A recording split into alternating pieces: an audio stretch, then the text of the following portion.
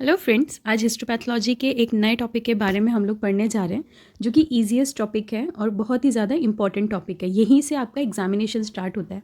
That is difference between biopsy and autopsy. क्या होता है बेसिकली, एक शॉर्ट में आपको बताती हूँ मैं। जब हम जनरली किसी भी डिज़ीज़ के बारे में पता लगाते हैं या फिर हम लोग आइडेंटिफाई करना चाहते हैं कि अगर इसकी डेथ हुई है तो किस रीज़न की वजह से है, अगर वो बीमार हैं, कुछ सिम्टम्स हैं, तो वो किस रीज़न की वजह से है। तो इन चीज़ों को आइडेंटिफाई करने के लिए जब हम सैंपल को कलेक्ट करते हैं तो दो तरीके से उसको नाम दिया जाता है। अगर लिविंग बॉडी से है तो उसको बायोप्सी बोलते हैं, अगर वो डेड बॉडी से कलेक्ट किया जाता है तो उसको एटॉप्सी बोला जाता है। तो सबसे पहले बायोप्सी के बारे में पढ़ते हैं। बायोप्सी क्या होती है? बायोस का मतलब है लाइफ, ऑप्सिस का मतलब होता है साइट। किसी को देख के, किसी लिविंग बॉडी को देख के उसका बॉडी का जो भी हमारे डिजीज़ है उसका पता लगाना। ये सर्जन के थ्रू, इंटरवेंशनल रेडियोलॉजिस्ट और इंटरवेंशनल कार्डियोलॉजिस्ट के थ्रू परफॉर्म किया जाता है। सर्जन जो हैं, क्योंकि वो एग्जामिन करेंगे, अलग अलग मेथड्स होते हैं बायोप्सी के, इसीलिए ये तीनों जो हैं परफॉर्म करते हैं ये एक्सपेरिमेंट। इसका मेन रीज़न होता है टू डिटरमाइन द प्रेजेंस और एक्सटेंट ऑफ अ डिजीज़। कोई भी बीमारी पता लगाने के लिए हम लोग बायोप्सी को करते हैं। और जैसा मैंने बताया था, ये लिविंग बॉडी में किया जाता है, तो perform on living body. Tissue is taken as sample for further examination in laboratory. जो भी सर्जरी करके या फिर जो भी हम लोगों ने मेथड के थ्रू सैंपल को कलेक्ट किया है उसको लेके फर्दर जो उसका एग्जामिनेशन होता है उसके लिए लैब में भेजा जाता है और टिश्यू प्रोसेसिंग की जाती है। Biopsies are most commonly performed for insight into possible cancerous and inflammatory conditions. Mostly जो बायोप्सी करी जाती है वो पॉसिबिलिटीज़ ऑफ कैंसरस ट्यूमर की कंडीशन में करी जाती है। उसके अलावा जैसे आपने सुना होगा किसी को स्टोन हुआ है तो उनका गॉल ब्लैडर रिमूव किया जाता है, तो गॉल ब्लैडर रिमूव करके वो हिस्टोपैथोलॉजी लैब में जाती है और फर्दर उसका एग्जामिनेशन होता है। किडनी में किसी को प्रॉब्लम हुई या फिर कोई पैनक्रियाज में प्रॉब्लम हुई, कोई दूसरे ऑर्गन में किसी भी तरह का प्रॉब्लम होता है, या फिर स्किन में किसी तरह का प्रॉब्लम हुआ, लम्स फॉर्मेशन हो जाता है, तो इन सारे कंडीशंस में टिश्यू के जो सेल्स हैं उसको कलेक्ट किया जाता है, या फिर टिश्यू को कलेक्ट किया जाता है, या फिर ऑर्गन को कलेक्ट किया जाता है और उसको फर्दर प्रोसेसिंग के लिए भेज देते हैं। तो जो प्रोसेसिंग के लिए फर्दर जो स्टेप्स होते हैं उसमें एक्सट्रैक्शन ऑफ सैंपल्स या फिर टिश्यू के बाद फिक्सेशन करते हैं, dehydration, then embedding, sectioning, staining and mounting किया जाता है। इस प्रोसीजर को टिश्यू प्रोसेसिंग किया जाता है। तो किसी लिविंग बॉडी से सैंपल को कलेक्ट करते हैं, उसको बायोप्सी बोलते हैं, और उस बायोप्सी को फर्दर टिश्यू प्रोसेसिंग के लिए भेज दिया जाता है। क्लियर? इसके डिफरेंट टाइप्स होते हैं, अलग अलग तरीके से कर सकते हैं, डिपेंड करता है किस तरह की डिजीज़ है या किस तरह से ऑर्गन में फॉर्मेशन हुआ है। अगर छोटा मोटा फॉर्मेशन हुआ है, कोई लम्स बना है, किसी तरह की गांठें वगैरह बन गई हैं, तो अलग तरीके से सैंपल को कलेक्ट करते हैं। हर किसी कंडीशन में ज़रूरी नहीं है कि ऑर्गन को ही प्रोसीड किया जाए। तो जैसे कि अगर कोई लम्प का फॉर्मेशन होता है, वहाँ से कोई पस लिया जाए या किसी तरह के सेल्स को कलेक्ट करते हैं, उसके लिए निडल बायोप्सी की जाती है। एक स्पेशल टाइप का निडल लेते हैं और उसको इंसर्ट किया जाता है उस साइट पे। वहाँ से जो भी सेल्स हैं उसको कलेक्ट करते हैं, स्लाइड बनाते हैं, उसकी स्मेयर बनाते हैं और उसको फर्दर स्टेनिंग के लिए भेजा जाता है। तो ये 4 तरह से कर सकते हैं: fine needle aspiration, core needle, vacuum assisted and image guided biopsy. इसमें सिटी स्कैन, MRI, अल्ट्रासाउंड आता है। नेक्स्ट तरीका होता है बायोप्सी सैंपल कलेक्शन करने का, एंडोस्कोपी मेथड। एंडोस्कोपिक मतलब कि कोई फ्लेक्सिबल ट्यूब ईसोफेगस के थ्रू आपके अंदर डाला गया, वो आपके स्टमक में गया, वहाँ से एक सैंपल कलेक्शन करके आया। ये जो ट्रांसपेरेंट, ये जो हमारी फ्लेक्सिबल ट्यूब होती है उसके एंड में एक लाइट लगा होता है जो कि हमें डायरेक्ट करता रहता है, डायरेक्शन देता रहता है, और वो बाहर स्क्रीन में दिखाई देता है। तो स्क्रीन से डॉक्टर जो हैं वो पता लगा लेते हैं कि जो भी हमारी ट्यूब है वो सही जगह पे जा रही है कि नहीं जा रही है। जहाँ प्रॉब्लम है वहाँ जाके वो स्टॉप हो जाता है और वहाँ से सैंपल को ले लिया जाता है। So it is a special tool are pass through the tube to take small sample of tissue to be analysed. Next method होता है स्किन बायोप्सी। स्किन बायोप्सी मतलब सुपरफिशियली अगर थोड़ा सा ऊपर की लेयर में अगर कोई प्रॉब्लम है तो वहाँ से आपका बायोप्सी कलेक्शन कर रहे हैं।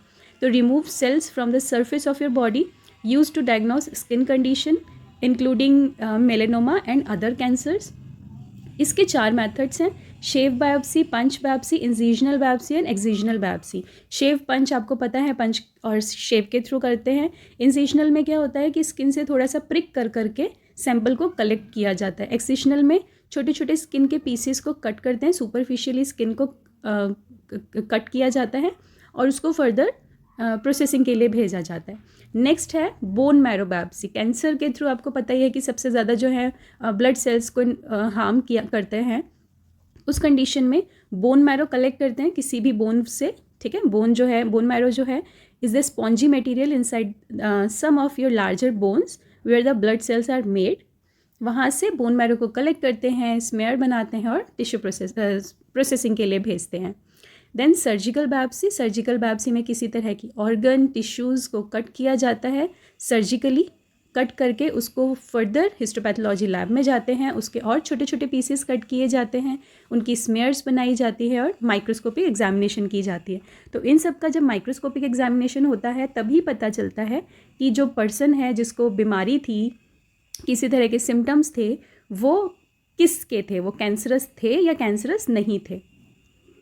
नेक्स्ट जो मेथड है वो ऑटोप्सी का होता है। ऑटोप्सी डेड बॉडी में चेक किया जाता है, किसी की डेथ हो जाती है उस कंडीशन में। ऑटोप्सी का टर्म जो मीनिंग है उसका मतलब है वन सेल्फ, एंड ऑप्सिस का मतलब होता है साइट या फिर देखना। वन सेल्फ किसी एक पर्सन को देखना, ठीक है। Also known as postmortem. आपने सुना होगा मरने के बाद अगर किसी की नेचुरल डेथ नहीं होती है तो उसका पोस्टमार्टम किया जाता है, ऑब्डक्शन किया जाता है, ऑटोप्सिया कैडेवरम किया जाता है, नेक्रोप्सी किया जाता है, नेक्रोटॉमी किया जाता है। तो ये ऑटोप्सी के डिफरेंट नेम्स हैं। सर्जिकल प्रोसीजर होता है that perform on inner and outer part of the body, dead body, okay. Main aim है इसका to determine the cause, mode and manner of death. किस कारण की वजह से, किस तरह से उसकी जो है डेथ हुई है। State of health before death. जो पेशेंट या जो पर्सन है जिसकी जो डेड बॉडी है वो जब मरी है तो वो किस कंडीशन में था, वो बीमार था। फॉर एग्जांपल अगर कोई 30 ईयर ओल्ड पर्सन है, उसकी डेथ हो जाती है, that is not natural death, वो मतलब दैट इज़ लाइक टाइम से पहले मरना, ठीक है। अगर उसकी उस कंडीशन में डेथ हो जाती है तो फिर पता लगाना होता है कि क्या उसको कोई पहले से बीमारी थी या उसको कोई क्राइम के थ्रू उसका मर्डर किया गया है। एंड रिटेन रिलेवेंट ऑर्गन, और जो बाकी ऑर्गन्स हैं उसको भी रिटेन किया जाता है, उसको भी रखा जाता है, उसको भी आइडेंटिफाई किया जाता है। तो इसका मेन एम यही है। बायोप्सी के केस में क्या होता है, जिस ऑर्गन में प्रॉब्लम है उसी ऑर्गन को आइडेंटिफाई करते हैं, ऑटोप्सी में बाकी ऑर्गन्स को भी आइडेंटिफाई कर सकते हैं। इसके भी 4 मेन डिफरेंट टाइप्स हैं। तो 4 टाइप्स में मेडिको लीगल या फिर फोरेंसिक या फिर कॉर्नर ऑटोप्सी बोला जाता है इसको। To find the cause and manner of death and to identify the decedent, मतलब कि किस कारण की वजह से, किस तरह से किसी भी पर्सन की डेथ हुई है उसको आइडेंटिफाई करते हैं। ये most common types of autopsy है सैंपल कलेक्शन का। फोरेंसिकली, सर्जिकली किसी भी बॉडी में से जब सैंपल को कलेक्ट किया जाता है। नेक्स्ट है क्लिनिकल और पैथोलॉजिकल ऑटोप्सीज।